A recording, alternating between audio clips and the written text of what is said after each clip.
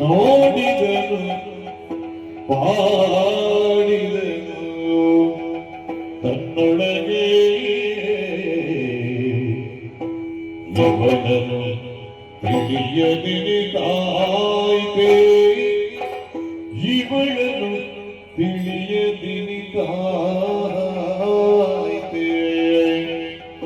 ಮಾಡಲಿ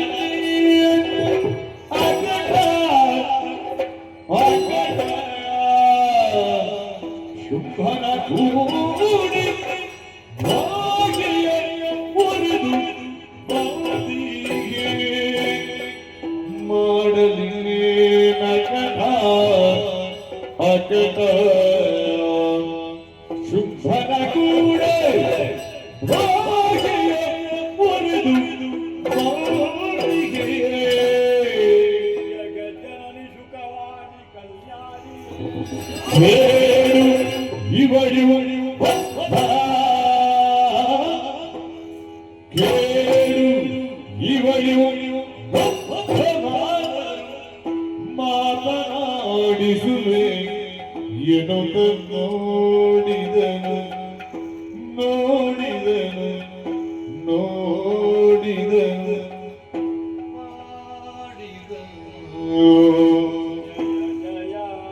ಕಲಿರಂಗ ಬೀಜ ಜಯ ಜಯ ಜಯ ಜಯ ಜಗದಂಬ ಯಾ ದೇವಿ ಸರ್ವಭೂತೇಷು ಮಾತೃರೂಪೇಣ ಸಂಸ್ಥಿತಾ ನಮಸ್ತಸ್ಯೈ ನಮಸ್ತಸ್ಯೈ ನಮಸ್ತಸ್ಯೈ ನಮೋ ನಮಃ ನಮೋ ನಮಃ ನಮೋ ನಮಃ ಜಯ ಜಯ ಜಯ ಜಯ ಜಯ ಜಯ ಜಯ ಜಯ ಜಯ ಜಯ जय जय जय जय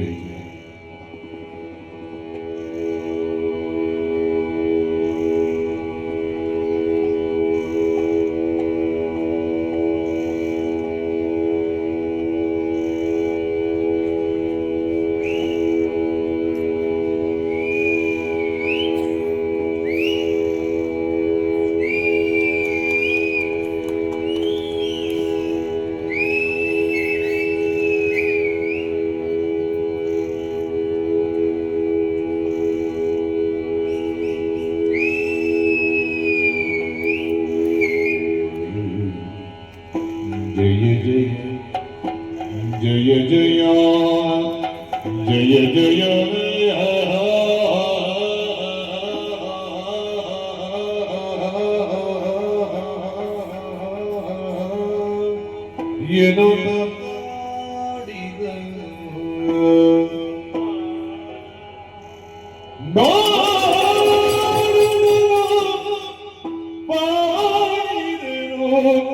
ಕಲಿರಂಗ ಬೀಜ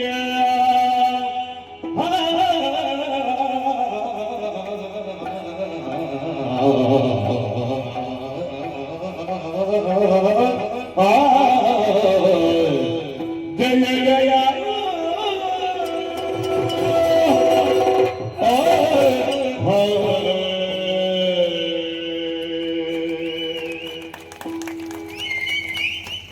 ಏನಾಶ್ಚರ್ಯವಿಲ್ಲ. ಅರಘಳಿಗ ಲೋಕವನ್ನ ಮರೆತಲ್ಲ ನಾನು. ದಿವ್ಯ ಸಾನ್ನಿಧ್ಯದಲ್ಲಿ ಸತ್ಪುರುಷರುಗಳನ್ನ ತಮ್ಮನ್ನು ತಾವೇ ಬರೆಯುತ್ತಾರೆ. ಶಬ್ದ ಕಲಿಯುಗದ ಅನುಭವಕ್ಕೆ ಮಾತ್ರ ವೇದ್ಯವಾದಂತಹ ಆನಂದಾನುಭೂತಿ ಆ ಕಾಲದಲ್ಲಿ ಆಗದೆಂಬುದನ್ನು ನಾನು ಕೇಳಿದ್ದೇನೆ. ಬ್ರಹ್ಮದೇವ ಪ್ರತ್ಯಕ್ಷಂತಹ ಕಾಲಕ್ಕಂತ ಅನುಭವ ನನಗಾಗಿತ್ತು. ಮರಳಿ ಬ್ರಹ್ಮನ ತಾಯಿಯನ್ನು ಕಾಡಿಸುವಂತಹ ಈ ಕಾಲಕ್ಕೆ ಅದೇ ಅನುಭವ. ಅಂತರಂಗದಲ್ಲಿ ಅನುಭೂತಿ ಆಗಬೇಕು ಅಂತ ಅದರಲ್ಲಿ ವಿಭೂತಿ ಶಕ್ತಿ ಸೇರಬೇಕು. ಖಂಡಿತವಾಗಿಯೂ ಇದೆ. ಸಕಲ ಪ್ರಪಂಚ ಪ್ರಕೃತಿ ತಾನೇ ಆಗಿ ದರ್ಶನ ಇಡ್ತಾ ಇದ್ದಾಳೆ ಮಹಾತಾಯಿ. ಪಾದದಲ್ಲಿ ಪಾತಾಳ, ಮಧ್ಯದಲ್ಲಿ ಮತ್ತೆ ಶಿರದಲ್ಲಿ ಸುರಲೋಕ. ಲೋಕಕ್ಕೆ ಬೆಳಕನ್ನು ಕೊಡುವಂತಹ ಸೂರ್ಯ ಚಂದ್ರರು ಇವಳ ಕಣ್ಣುಗಳಲ್ಲಿ ಮನೆ ಮಾಡಿದ್ದಾರೆ. ಸೋಹಾಪತಿಯಾದಂತಹ ಅಗ್ನಿದೇವ ಇವಳ ಹಣೆಯ ಮೂರನೇ ಕಣ್ಣಿನೆಯಾಗಿದ್ದಾನೆ. ಆಗಸದಲ್ಲಿರುವಂತಹ ಸಂಚಾತ ನಕ್ಷತ್ರ ಕೋಟಿಗಳು ಇವಳು ಧರಿಸಿದಂತಹ ಮಾಲಾ ಮುಕ್ತಿಗಳು. ಜಂಬೂ ದೀಪಕ್ಕೆ ಆಧಾರ ಸಂವೇದಿಸುತ್ತಾ ಮೇರುಬಂದರ ಪರ್ವತಗಳು ಇವಳ ಸ್ತನಗಳಲ್ಲಿ. ಸಪ್ತ ಸಾಗರಗಳೇ ವಸನ, ಕಾರ್ಮೋದ ರಾಶತ್ತಿರುವಂತಹ ಕೇಶರಾಜ, ಸಮುದ್ರ ವಸನೇ ದೇವಿ ಪರ್ವತಸ್ಥನ ಮಂಡಲಿ ನಮೋ ಉತ್ತಮ. ಜಗದ ತಾಯಿ ಎಂಬುದು ಸ್ಪಷ್ಟವಾಗಿದೆ ನನಗೆ. ನಮಗಿಷ್ಟು ಗೊತ್ತಾದ ಮೇಲೆ ಇನ್ನು ತಿಳಿಯಬೇಕಾದ್ದೇನು? ಇವಳ ಮನದ ಅಭಿಲಾಷೆ ಇರುವುದು ತಿಳಿಯಬೇಕು. ಅದಕ್ಕಾಗಿ ಅವಳ ಸಾನ್ನಿಧ್ಯವನ್ನು ಸೇರಬೇಕು. ಸೇರ್ತೇನೆ, ಸಂಪ್ರಾರ್ಥಿಸ್ತೇನೆ, ಅವಳ ಮನದ ಇಂಗಿತ ಏನಂತ ಅರ್ಥ ಮಾಡಿಕೊಳ್ಳಕ್ಕೆ ಪ್ರಯತ್ನ ಪಡ್ತೇನೆ. ನಡೆಯುವಂತ ಮಾತಾಮರಗದ ಶ್ಯಾಮ ಮಾತಂಗಿ ಬಲ ಶಾಲಿನಿ ಕುರಿಯ ಕಟಾಕ್ಷಂ ಕಲ್ಯಾಣಿ ಕದಂಬ ವನವಾಸಿನಿ ಭವಂತೆ ನೀನೇ ಅಮ್ಮ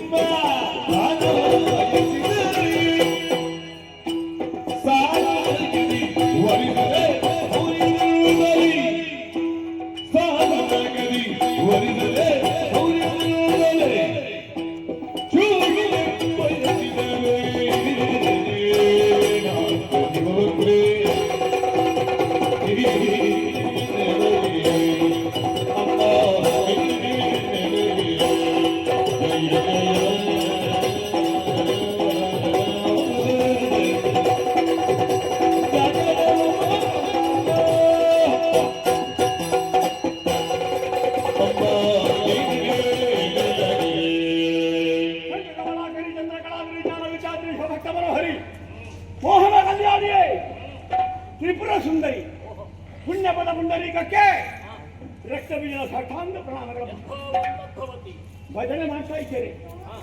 ಯಾವತ್ತು ಮಾಡ್ತೇನೆ, ಅದು ನಮ್ಮಲ್ಲಿ ಮಾಡುವ ಭಜನೆ. ಅದಕ್ಕೆ ಹೆಸರು ನಗರ ಭಜನೆ ಅಂತ. ಇದು ವನ ಭಜನೆ. ಉಳಿದದಲ್ಲಿ ಇಷ್ಟರಿಗೆ ನಾನು ನಮ್ಮವರು ಕೆಲವರು ಉದ್ಧಾರ ಮಾಡಲಿಕ್ಕೆ ಸಾಧ್ಯ ಇಲ್ಲ. ಸ್ವರ್ಗದ ದಾರಿಯಲ್ಲಿ ನರಕದ ನಾಯಿಗಳು ಕೆಲವಿದ್ದಾರೆ, ಅವರನ್ನು ಸಿಗ್ಲಿಕ್ಕೆ ಸಾಧ್ಯ. ಅವಕ್ಕೆ ಮಲ್ಕೊಳ್ಳಿಕ್ಕೆ ಜಾಗ ಉಂಟು. ಅಮ್ಮ, ನಮ್ಮೊಡೆಯರಾದಂತಹ ಶುಂಭಾಸುರ ನಿನ್ನನ್ನು ಬಯಸಿದ್ದಾನೆ. ಅದನ್ನು ಹೇಳಲಿಕ್ಕಾಗಿ ಬಹಳ ಮಂದಿಗಳು ಬಂದರು. ಶುಂಭ ಬಯಸಿದ್ದೇನು ಅಲ್ಲೇ, ಶುಂಭ ದಾನವ ಬಯಸಿ, ಅವ ದಾನವನೇ, ಒಂದು ಕನ್ಯಾದಾನ ಆಗಬೇಕು ಬಯಸಿದ್ದೀವಿ. ಆದರೆ ಒಬ್ಬೊಬ್ಬರಿಗೆ ಒಂದೊಂದು ರೀತಿಯ ಉತ್ತರವನ್ನು ಕೊಟ್ಟೆಯಂತೆ. ಶುಂಭನಾಗಲಿ ಅವನ ತಮ್ಮನಿ ಶುಂಭನಾಗಲಿ ಶಂಭುವೇ ಬರಲಿಕ್ಕೆ ಹೇಳ್ತೇವೆ. ಯಾಕಂದ್ರೆ ಶಂಭುವನ್ನು ಕರೀತು. ಶಂಭುವೆ ದುರಕ್ಕಣಿ ಆದರೆ ಅವನ ಶೂಲವನ್ನು ಸೆಳೆದರು. ಅವನ ಮೇಲೆ ಪ್ರಯೋಗಿಸುವಂತಹ ಸಾಮರ್ಥ್ಯವುಳ್ಳ ಸಾಧಕನಿದ್ದಾನೆ ಶುಂಭಾಸುರ. ಪೃಥ್ವಿ ಮೂರಕ್ಕೆ ಒಡೆಯನಾಗಿ, ಧನುಕುಲ ಆಧಾರ ಸ್ತಂಭವಾಗಿ, ಕುಂಬಿನಿಯ ಪ್ರತ್ಯಕ್ಷ ಸ್ತಂಭವಾಗಿ, ವಜ್ರ ಸ್ತಂಭದಂತೆ ಬರೀತಾ ಇದ್ದಾನೆ. ಗಂಡುಗಲಿ ಶುಂಭ, ಗಂಡಂದ್ರೆ ಅವನೇ, ಹೆಣ್ಣಂದ್ರೆ ನೀನೇ. ನೀನು ಮೂರು ಲೋಕದ ಒಡತಿ, ಅವನು ಮೂರು ಲೋಕದ ಒಡೆಯ. ಉಭಯರು ಜೊತೆಯಾಗಿದ್ದುಕೊಂಡು ಭಕ್ತರಾದ ಶರಣರಾದ ನಮ್ಮನ್ನು ಹರಪಿದಿರಿದ್ದಾದ್ರೆ ನಾವು ಉನ್ನತ ಮುಖ್ಯಸ್ಥನು ಬಹಳ ಬೇಗನೆ ಮುಂದುವರೆದ ಸಾಧ್ಯವಿದೆ. ನಿನ್ನ ಕುರಿತಾದ ವಾರ್ತೆ ಕೇಳಿಸಿದ ಕ್ಷಣ ನಿನ್ನ ಹಂಬಲಿಕೆಯಲ್ಲೇ ಕಾಲ ಕಳೀತಾ ಇದ್ದಾನೆ. ನಿನ್ನ ಭಜನೆ ಮಾಡ್ತಾ ಇದ್ದಾನೆ. ಅವನ ಸಾನ್ನಿಧ್ಯವನ್ನು ಸೇರಿ ತರುವೆ ಹೀಗೆಂದು ಭರವಸೆ ನಾಡಿ ಒಂದೊಂದರ ಸಮೇತನಾಗಿ ಬಂದಿದ್ದೇನೆ. ಬಂಗಾರದ ಪಲ್ಲಕ್ಕಿ ನಿನಗೆ, ಬಂಗಾರದ ಕಿರೀಟ ನಿನಗೆ. ನೀನು ಆ ಪಲ್ಲಕ್ಕಿಯನ್ನು ಏರಬೇಕು. ಏರಿದಂತಾದ್ರೆ ಅದರ ಹಿಡಿಕೆಗೆ ಹೆಗಲು ನೀಡಿ ಸಂಭ್ರಮದಿಂದ ಶೋಣಿಕಾಪುರಕ್ಕೆ ನಾನು ಕೊಂಡು ಹೋಗುವವನಿಗೆ ಬಾರಿಸುವ ಮರಣ ಮೃದಂಗವನ್ನು ಬದಿಗಿರಿಸು, ಕೈಯಲ್ಲಿ ವರ್ಣಮಾಲಿಕೆಯನ್ನು ಧರಿಸು, ಸುಮ್ಮನ ಕೊರಡಿಕಿಕ್ಕಿ ವರಿಸು, ನಮ್ಮಲ್ಲಿಗೆ ಸಂತೋಷವನ್ನು ಉಳಿಸು. ಒಲಿದು ಬಾ, ನಲಿದು ಬಾ, ನಮ್ಮಲ್ಲಿ ನೆಲೆಸು ಬಾ, ನಮ್ಮೆಲ್ಲರನ್ನು ಹರಸು. ರಕ್ತಬೀಜಾಸುರ, ನಿನ್ನ ಒಡೆಯನಾದಂತಹ ಶುಭವನ್ನು ಪರಿಪರಿಯಾಗಿ ಬಣ್ಣಿಸುತ್ತಾ ಇರುವೆ. ನಾವು ಯಜಮಾನರ ಪೂರ್ವ ಕ್ರಮ ಇಲ್ಲ, ತಪ್ಪಲ್ಲ. ಇಷ್ಟಿದ್ದು ನಿನಗ ತನ್ನದ ಆಕಾರ. ಆದರೆ ಅವರ ವಿಚಾರವಾಗಿ ನಾನೇನು ತಿಳಿಯದವಳವಲ್ಲ. ಮತ್ತೆ ನಿಮಗೆ ಕೇವಲ ಸ್ತ್ರೀ ಭ್ರಾಂತನಾಗಿ ಅವರನ್ನೆಲ್ಲ ಕಳುಹಿಕೊಟ್ಟು ನನ್ನಿಂದಲೇ ಕೊಲಿಸುತ್ತಾ ಇದ್ದಾನೆ. ಸತ್ಯ ಈ ಮಾನಿನಿಗೆ ಹೆದರಿ ಮನೆ ಒಳ ಉಳಿದಾರ ರಣಹೇಡಿ ಆತ